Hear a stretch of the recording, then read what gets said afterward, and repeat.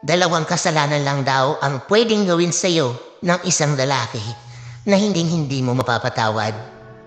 Unang kasalanan, yung lalaking sasaktan ka niya physically. Pagbubuhatan ka ng kamay o aabusuhin. Babae ka lang, sensitive at mas mahina kaysa sa lalaki. Pangalawang kasalanan, yung lalaking lolokohin ka, makikipaglandian sa ibang babae habang kayo pa.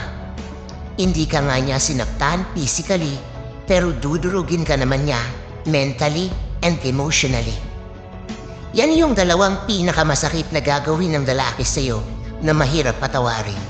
Dahil siguro, akala ng ibang lalaki na walang mali sa ginagawa nila. Sana hindi mo maranasan ang dalawang kasalanan na ito na hindi mo ine-expect sa isang lalaking akala mo mahal ka, pero kaya kang saktan ng ganyan. Ang swerte mo kapag nasa lalaki kang mabuti ang utak at puso. Dahil sa panahon ngayon, bihira na lang yung mga lalaking matitino. Bihira na lang yung mga lalaking hindi nananakit ng babae. Dahil ang real talk natin dyan, sa panahon natin ngayon, pati nga mga babae, lume-level up na rin.